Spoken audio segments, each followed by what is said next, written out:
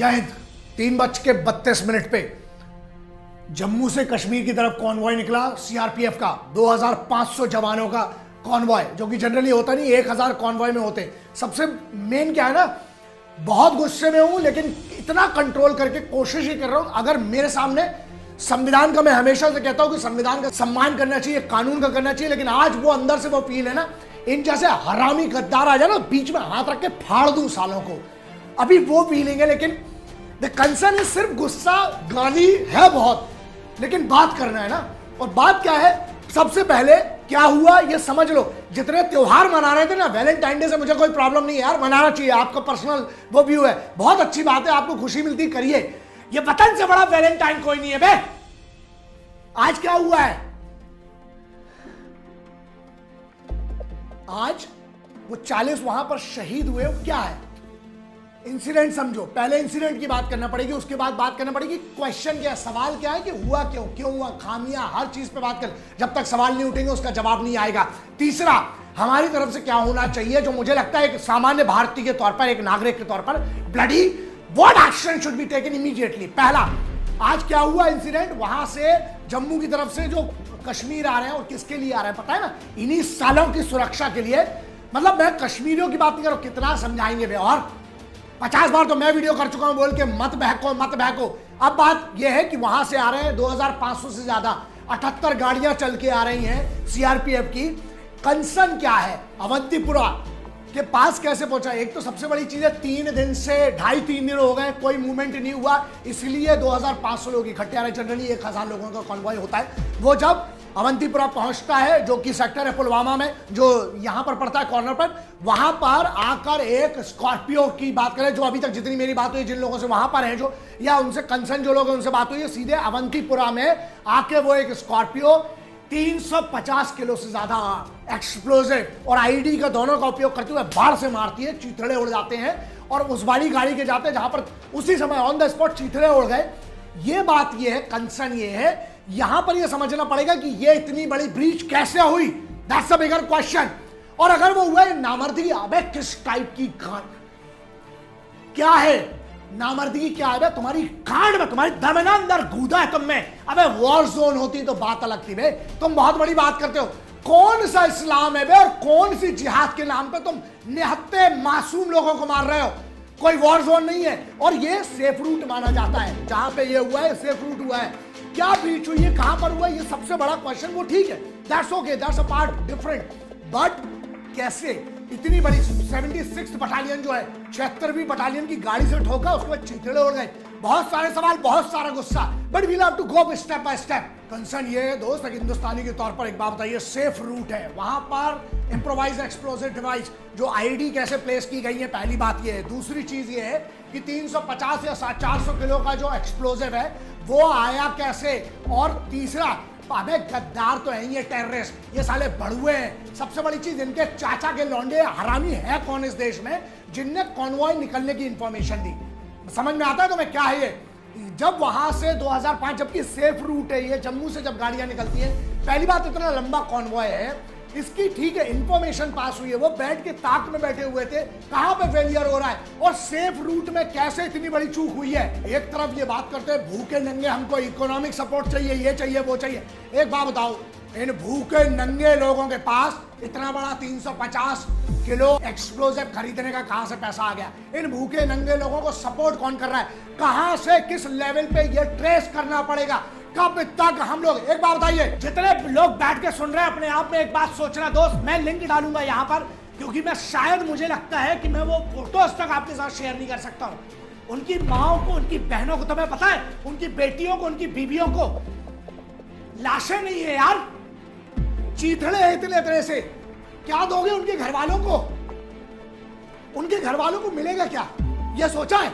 सबसे बड़ी चीज, इसका जिम्मेदार मैं बोलता हूं बॉस, अब बहुत, अबे पॉलिटिकल पार्टीज वाले एक अलग कंसर्न है, इस पे भी राजनीति मत करना बे, इस पे भी राजनीति मत करना, ये बहुत बड़ा कंसर्न है। एक इससे बड़ा कंसर्न ये है, डिबेट चालू हो जाएंगे उस पे, साले सब आके ना, मैं इसलिए बोल रहा हूं सॉल्यूशन चाहिए। सॉल्यूशन क्या है आप, और सबसे बड़ी चीज, अभी एक बात बताओ, मरने वाले कांग्रेस को रिप्रेजेंट करते थे, बीजेपी को करते थे, समाजवादी को करते थे, आम आदमी पार्टी को करते थे, किसको करते थे?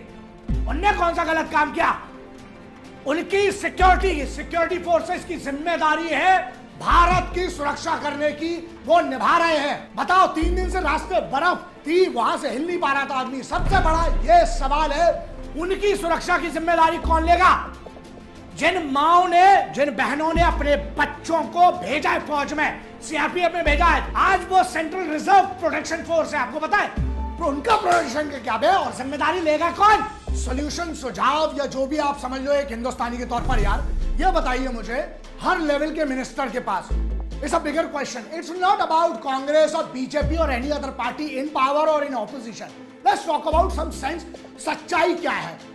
क्यों वर्ल्ड वाइड आपको पता है कॉन्वॉयज जब मूव करते हैं उनको एयर सपोर्ट दिया जाता है, यहां पे एयर सपोर्ट क्यों नहीं दिया जा सकता? सॉल्यूशन की अगर हम बात करें, कब तक मरवाते रहेंगे? और कुछ लोग ऐसे भी होंगे बोलेंगे हमारी सरकार ने, या किसी की भी बात करें, चाहे ऑपोजिशन हो चाहे ये हो, एक बात बताए ना, सरकार से ऊपर आओ दोस्त, कोई भी हो, चाहे निंदा निंदा निंदा, अबे डंडा कब निकलेगा? फिर आप निंदा ही करते रहेंगे क्या?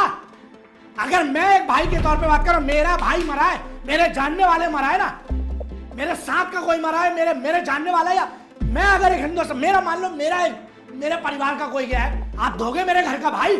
मेरा बेटा दे सकते हो आप, मेरा भाई दे सकते हो, मेरा पति दे सकते हो, दोगे आप? 3, 5, 10 लाख रुपए में आप शहादत खरीदते हैं इस देश में, आप ये कहेंगे कि हमने इतना इनको हर्जाना दे दिया? अबे जिसका बेटा गया उसका घंटा हर्जाना देगा तू, या कोई भी होगा? प्रॉब्लम ये है, सॉल्यूशन इसका, क्यों एयर कवर नहीं दिया जा सकता? And that bloody has to be given, yeah, they deserve that. Air cover होना चाहिए। Why 2 choppers cannot bloody watch everything? पहली बात एयर कवर। दूसरी बात ये बताओ आप, जो आईडी जहां हो रही हैं, why not anti-mines, why not anti-IEDs can be used on the tracks? क्यों पायलट आगे 4 गाड़ियां नहीं जा सकती हैं? अगर मोबाइल से मान लीजिए मोबाइल ट्रिगर से यूज हुआ है, why can't be there bloody jammer? मंत्री जी जाएंगे तो उनकी गाड़ी के आगे जैमर लगेगा, पीछे लगेगा। I am not against minister और the system of democracy, I respect, I am a citizen of India. अगर हमारे साथ डेमोक्रेसी से देश चलता है, मैं उनकी बात नहीं कर रहा हूं, मैं उनकी बात कर रहा हूं, क्यों सब पार्टीज मिलकर एक सॉल्यूशन नहीं निकाल सकती है? आपको बुरा नहीं लगा साहब? अपने आप से भी कभी पूछिएगा, लड़के के बदले लड़के, ठीक है, एक नियम बना दो ना, एक शहीद हो तो जो उस विभाग का इंचार्ज था उसका लौंडा भेजो फौज में, तब समझ में आएगा आपको। जिसके घर में शहादत होती है ना साहब, जब लहू आता है हाथ में, वो आप नहीं समझ पाएंगे। लोग कहते हैं आप गुस्सा करते हो, अरे मैं तो अभी इनकी भरा हूं ना, मैं जुबान नहीं दी होती ना तो मैं तो मुंह से ही काफी था बे। और दूसरी बात, भगवती की सौगंध भोलेनाथ की, आज जिनने करवाया अगर मेरे सामने, और मैं कहीं अगर ऊपर वाले ने चाहा, मैं इसके लिए कानून भी हाथ में लेने तैयार हूं। अगर जिनने करवाया मुझे अगर पता चले, अगर मेरी इतनी कुबत हुई ना, अगर मैं बोलो बीच में हाथ डाल कर चीरने की औकात रखता हूं बे, और जेल के लिए भी इतना तैयार हूं। अगर मैं एक आतंकवादी को मार के जाऊंगा, मुझे लगता है मेरी मां को उससे बड़ा कोई अभिमान नहीं होगा।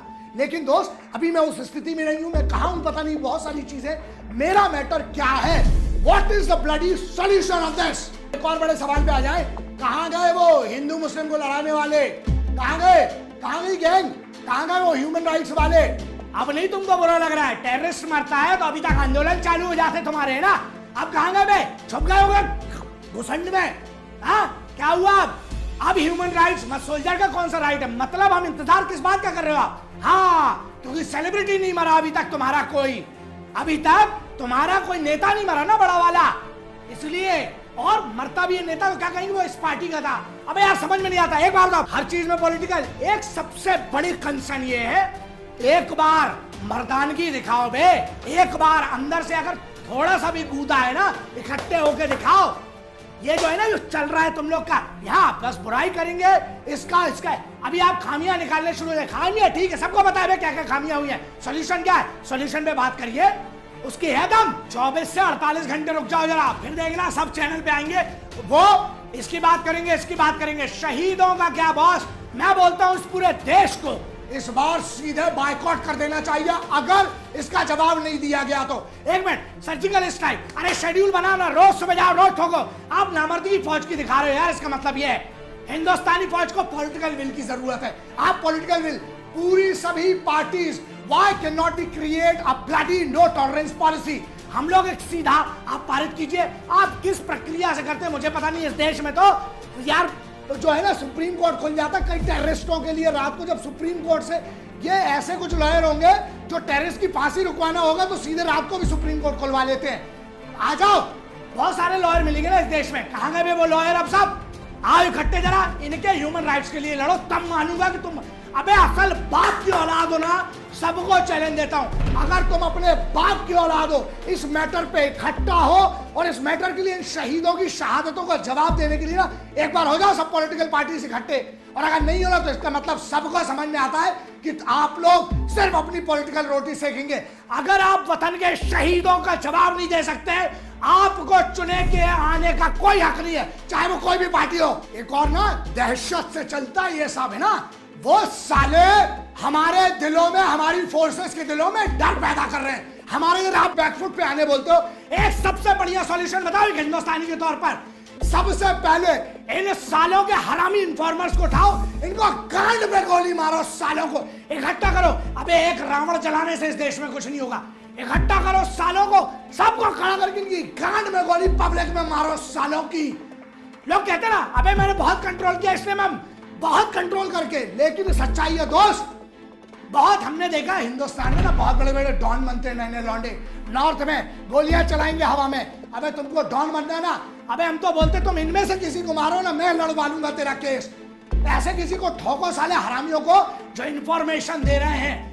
ये साले ना कभी हिंदुस्तान के सगे थे जो इस टाइप का हमला करवाने में मदद करते हैं, और ना ये कभी हिंदुस्तान के सगे होंगे। इस चीज का साला कोई सॉल्यूशन नहीं है। इन्फॉर्मर्स को उठाओ, चाहे हिंदुस्तान के किसी भी कोने में हो, चाहे पाकिस्तान में हो, जहां ये हमला हुआ है ना उसी जगह खड़ा करके इनको, वही अनंतपुरम में वही खड़ा करके पुलवामा में सालों की गांड में गोली मारो, तब तक जलाओ सालों की जब तक एक नस ना बचे। क्यों बे? ओए आदिल अहमद, तूने जिम्मेदारी जैसे मोहम्मद ने जिम्मेदारी ली ना, तू काकापुरा का क्यों बे टुच्चे? तू काकापुरा का गुंडा था ना बे, तू साउथ श्रीनगर वाला, तू वही है ना, तू बहुत बड़ा गुंडा बनता है बे। क्यों बे? तेरे कौन से तू जैसे मोहम्मद तूने 17-18 में ज्वाइन किया है तूने, तेरे को बहुत बड़ा लगता है। सुन बे, बाकी सबकी छोड़, मास्टरमाइंड्स की सुन बे, तेरा वो चिंदी चोर हाफिज सईद और मौलाना अजहर मसूद तुम ही करवा रहे हो बे, बैठे तुम्हारे आका। और तू सुन बे, काकापुरा का तू बॉस, साउथ श्रीनगर का तू गुंडा, तू साले जैसे मोहम्मद का बॉस बन गए, तूने करवाई, जिम्मेदारी ले रहा ना, बाकी सबकी छोड़ बे। अब तेरी जहां जितनी कुव्वत है, जहां छुप सकता ना, सबसे पहले तू ठोकेगा। मैं अपनी हिंदुस्तानी फौज को बहुत अच्छे से जानता हूं। अब ये सवाल सुनो, यहाँ एक सवाल हो गया है क्रेडिबिलिटी पर। भारत सरकार की रक्षा मंत्रालय, गृह मंत्रालय और सबके ऊपर अब ये बात ईगो की नहीं, अब आत्मसम्मान की बात आ गई है। मैं जब तुम लोगों से बात कर रहा हूँ ना, कम से कम मेरे पर्सनल नंबर पे जो बड़ी मुश्किल से मिल सकता है, बनी बात है बहुत कम मैं यूज करता हूँ, उस पर अभी के कम से कम 300-400 मैसेज है। जो लोग दीपा के बागी है, यहाँ पर वो पुनीत करके लड़का है, संजीव है, रिचा है, इन सब के बाद मैसेज, उसमें से कोई भी एक मैसेज, ये मैसेज है, रिस्पेक्टेड शिफू जी सर, आप सेना में रहे इतना बड़ा। सुनिए, सबसे पहली चीज, I have never been in the army, मैं सेना में नहीं रहा हूँ, मैं समर्थक रहा हूँ और मैं हमेशा रहूंगा।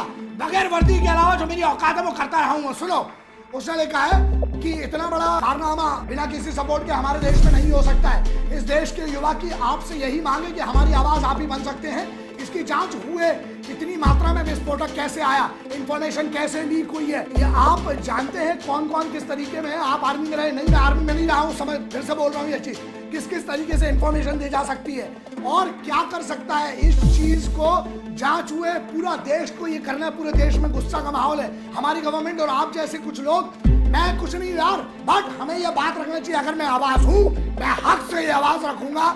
ऐसे हजारों बच्चे, पता है तुमको, आज ना बात सब भूल जाओगे, एक बार मर्द बनने का मौका मिला है, जो थोड़ा साली चूड़ियां नामर्दगी, पूरे देश की हर पॉलिटिकल पार्टी एक ऐसा एजेंडा लाओ मिलके। बॉस, अगर तुम में एक भी अपने बाप का खून है ना, एक वही लाने की, जिस देश में अगर तुम पैदा हुए और उस देश के अगर तुम भक्त नहीं, ये पॉलिटिशियंस के लिए बोल रहा हूं मैं, सबके लिए, जिस देश में अगर तुम पैदा हुए और उस देश के अगर तुम भक्त नहीं, तो ना माँ का तुमने दूध पिया और बाप का तुम में रक्त नहीं। मूव करने की बात आई है दोस्त, घुसो, मारो, इनके इन्फॉर्मर्स उठाओ, जब तक इनके दिल में दहशत नहीं होगी साले कुछ नहीं सुधरने वाला। उठाओ, पब्लिक में खड़ा करो, मारो सालों को गोली, तभी समझ में आएगा। हिंद, वंदे मातरम, इंकलाब जिंदाबाद, भारत माता की जय।